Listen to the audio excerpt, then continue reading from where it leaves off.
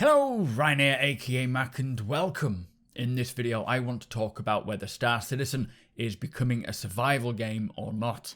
As always, a huge thank you to all of my patrons and channel members. Thank you so much for all of the support. If you do enjoy my content and would like to make it even better from as little as $1 a month, all the links are in the description below. Also, make sure you keep your eyes peeled throughout my video for today's Prowler giveaway secret code. Once you see it, follow the link in the description and get it submitted, and be sure to hit subscribe here on YouTube. You'll have 24 hours to get that code submitted in. So I can see a common concern within the Star Citizen community, worried that Star Citizen is becoming a survival game and will require players to spend all of their time eating and drinking. So I'd like to take a little bit of time just to talk about this and clarify what direction Star Citizen is taking when it comes to survival and maintaining your character's needs. As most of you know, in Alpha 3.9, you need to eat, you need to drink, and you need to monitor your body's temperature as you travel throughout the verse. Now this is what's referred to as the actor status system. This means that over time your hydration and hunger level will decrease, which gradually brings with it various effects from reducing your stamina to maybe visual impedances. Now the devs have explicitly said that this isn't going to be like a traditional survival game in which eating and drinking will take up all of your time as you play the game. What they intend is kind of a light version of a survival mechanic. This means that you will still need to eat and drink, but it won't be every 5 minutes. Now we do have the actual timescale for how long it will take for your character to go from the full 100% hydration or hunger level to death in real time. This is basically if you stood still doing nothing at all, it would take 7 real hours for you to die from thirst and 10 real hours for you to die from hunger. Now obviously you will not be just stood there doing nothing, so do expect the timer to be a little quicker if you're running around and jumping, maybe on Aberdeen for example, but I felt like this was quite reasonable. Now a player did their own calculations while they were going about doing what they would class as sort of light activity and occasionally being exposed to bad weather, and they found that their hydration level went from 100 to 0 in about 3.5 hours, with their food draining in about 6 hours. So even with general gameplay, it does take quite a long time. Now there's a lot of factors at play here as well. There is a buffer which kicks in after you've eaten something or drunk something, which will delay the start of the meter from lowering for a while. And one massive factor is obviously what you're doing, of course. The more consistent sprinting and jumping or going to the hotter areas or colder areas will, for example, drain it much quicker. Now I personally feel that this is a good starting point to see how the system works. As I play the game, after about an hour and a half, I do tend to notice my water begins to drain from 100 downwards. This then just reminds me to think, right, next time I'm around an area where I can buy a drink, I'll buy one and I'll pick up some food while I'm there. But I know that once it begins to tick down, I have plenty of time to pop in somewhere and grab something. It isn't detrimental, nor does it make me suddenly drop what I'm doing and instantly run to a shop. To some this may seem like a little over the top for a space game, but in the grander scheme of things, if you consider the gameplay this can create, I hope you will understand why Star Citizen does need a survival mechanic. For example, in the final game, there is going to be a lot of various ways to become stranded, be it planetside or in a ship or on a station. A crash landing, for example, or if you run out of fuel. Your ship could get stolen or destroyed, or you could make your way to a derelict space station or a cave and then get stuck inside, requiring a rescue for whatever reason.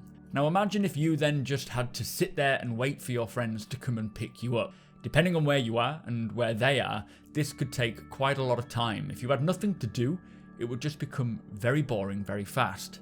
Having a light survival mechanic means that if you are stranded, you will still need to ensure that you have enough food or water to last while you await a rescue, so searching for this. If you're planetside, you'll need to find shelter to protect you from the elements.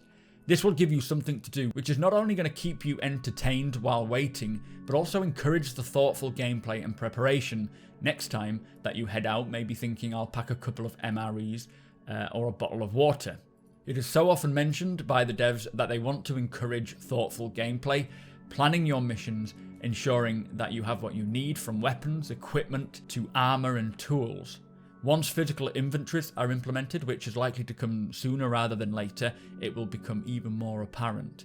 If there is a mission that you're heading out on, you'll need to make sure that you have enough food, water and supplies to last that mission, Obviously, you cannot predict certain outcomes, but that is what creates this exciting gameplay.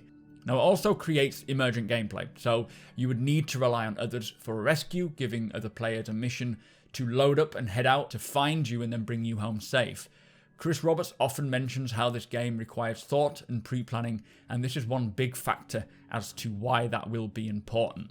Now, what I actually love about the actor status system is the level of depth that CIG has taken it to, which is strangely somewhat deeper than most dedicated survival games without the front-end effect, and it's up to you to determine how much you want to involve yourself. You could literally just go and buy a handful of MREs and a handful of bottles of water and just keep them on yourself. Every now and again, take a sip, eat an MRE, and you don't have to think about it. On the other hand, for things like medical careers or doctors' careers, they have created something called the HEI, which is the hydration efficacy level, and the NDR, which is your nutritional density rating, which determines the food and water levels of your character and what effects you will feel. There is also, as we know, physical conditions that affect your character depending on the environmental conditions that you're in, like hyperthermia and hypothermia. So anyone who is interested in pursuing the medical career, the player status effects will have a heavy feature here. Medics and doctors will be required to diagnose medical issues, from the obvious like a gunshot wound or maybe surface injuries, to illnesses and viruses, treating patients as they see fit based on their knowledge and skills. Having these many states for players will add an incredible level of depth for the medical career and give players an interesting, challenging, skill-based mechanic, which is something they're always trying to achieve with every mechanic in the game. For example, if a player says that they're experiencing blurred vision, then you may determine that they may have hyperthermia and then treat them accordingly. The survival mechanics in Star Citizen are not going to take over the game, keeping you from having fun. They're only going to enhance it.